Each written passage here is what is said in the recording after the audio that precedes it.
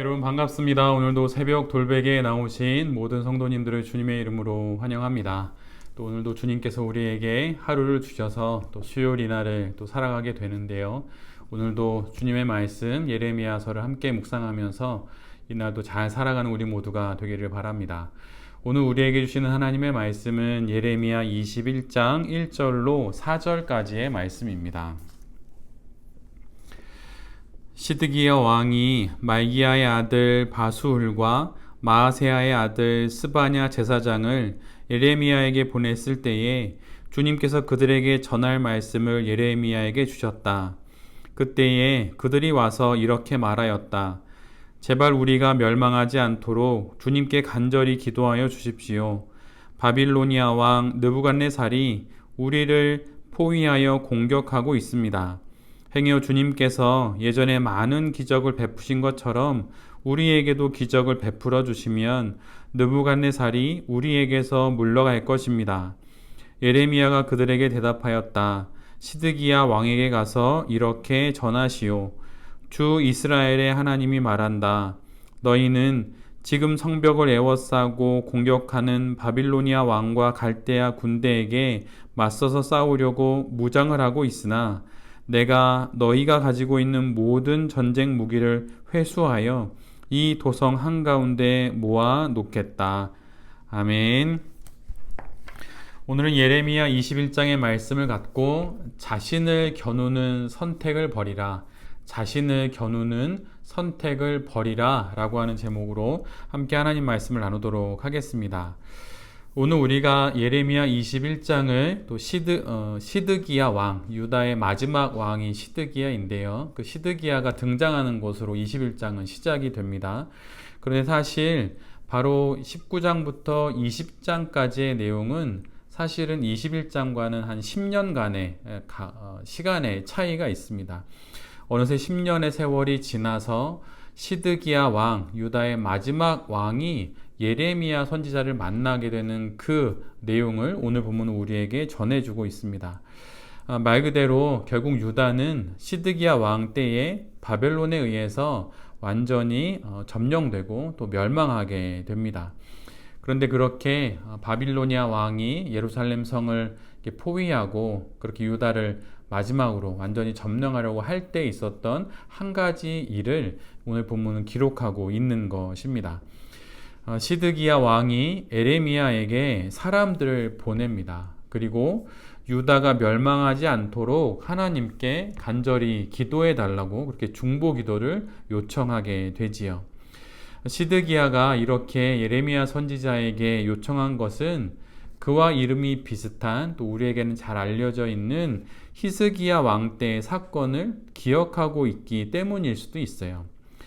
아수르 왕 사네립이 유다로 쳐들어왔을 때 히스기야가 도저히 그들을 무찌를 수 없게 되자 하나님께 간절히 기도합니다. 온 나라가 하나님 앞에서 간절히 기도하게 되지요.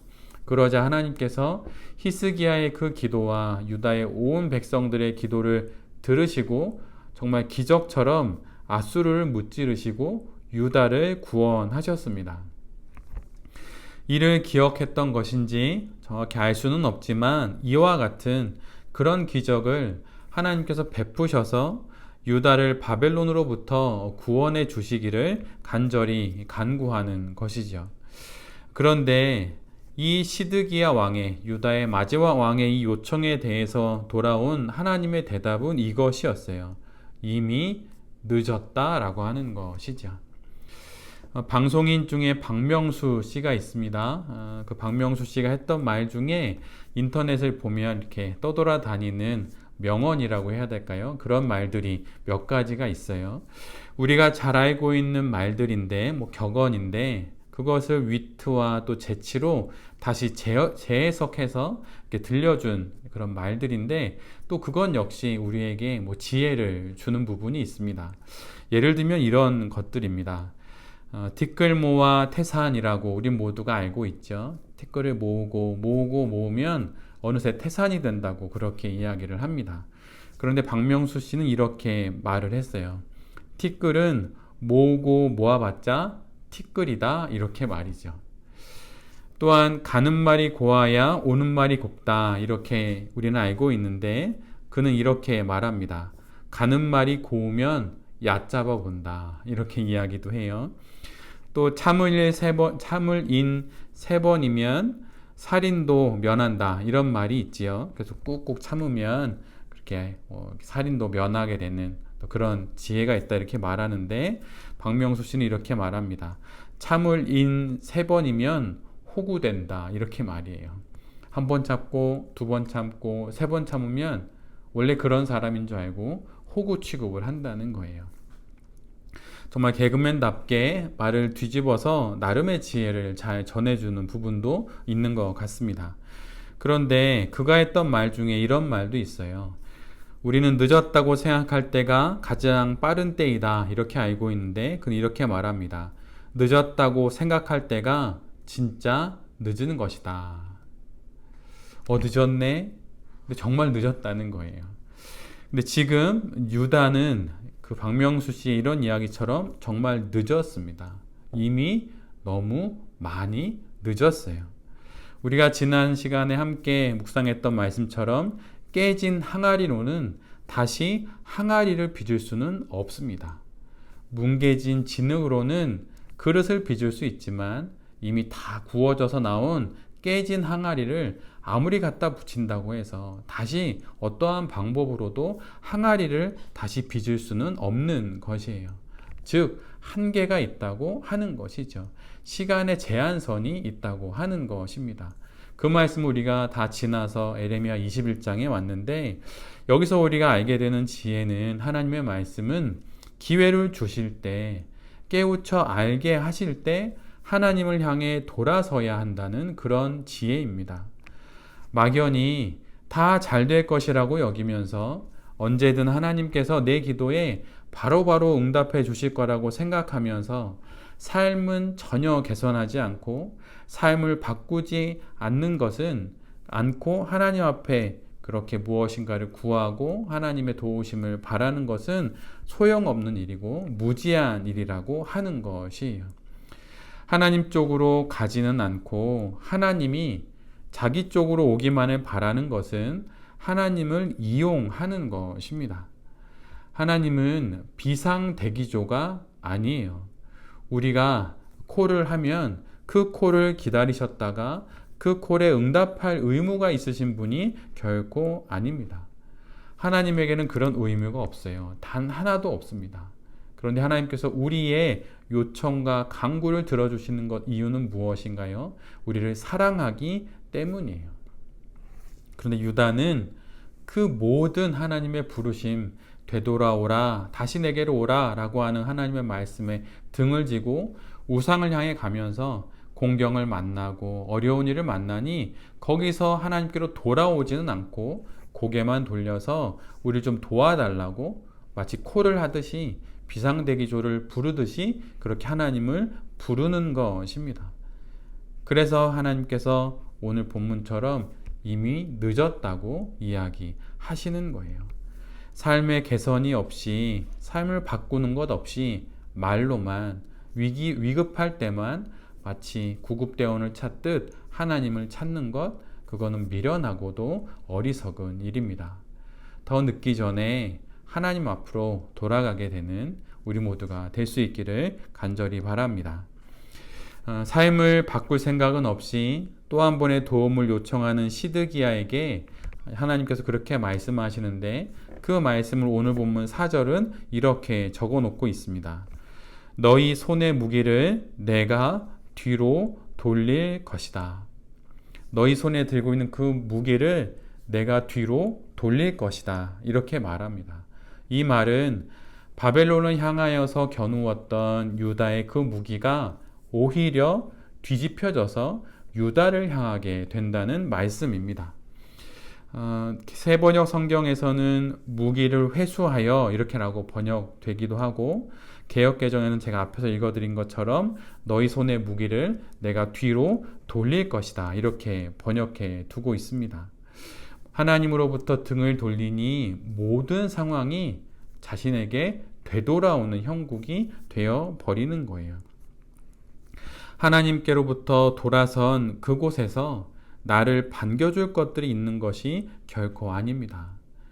적을 겨누었던 총이 어느새 나를 겨누게 되는 것처럼 그렇게 하나님을 등지면 내가 살려고 계획했던 모든 일들이 실은 내가 죽게 되는 일이 되어 버리는 것이죠. 한국 사람으로서 세계적인 광고 디자이너가 한 명 있는데 바로 이재석이라고 하는 분입니다. 근데 그는 매우 획기적인 설치 광고로 세계 유수의 디자인 회사에서 대회에서 우승하고 또 입상을 했어요. 우리가 알고 있는 그 불현듯 이렇게 떠오르는 어떤 멋진 광고가 있다면 사실 그분이 한 것들도 아마 있을 텐데요. 그가 2008년에 평화 반전 캠페인에 선보인 그 광고가 하나 있는데 그때 아주 큰 파장을 일으켰습니다. 그 포스터는 그 캠페인에 출품한 그 포스터는 옆으로 긴 이렇게 포스터였는데 긴 총으로 앞을 겨누고 있는 군인의 상반신이 그려져 있는 포스터였습니다. 그래서 이렇게 군인이 총을 들고 이렇게 앞을 겨누고 있는 그런 포스터니까 옆으로 길게 이렇게 디자인을 했어요. 근데 그 포스터를 전봇대에 이렇게 둘러서 붙이게 되면 그 전봇대에 둥글게 붙여진 포스터는 앞을 겨누고 있는 그 군인의 총구가 전봇대를 휘감고 돌아서 자신의 뒤통수에 그 총구가 와 있는 것을 이렇게 보게 되는 모양입니다. 그래서 적을 향해서 총을 겨누었는데 정작 그 군인의 총구가 자신의 뒤통수로 오게 되는 그런 그러니까 반전의 의미가 있는 그런 평화에 관련된 그런 캠페인 포스터였어요. 근데 그 밑에 영어로는 What goes around comes around 이렇게 적혀 있고 우리말로 바꾸면 뿌린 대로 거두리라 이렇게 적혀 있습니다.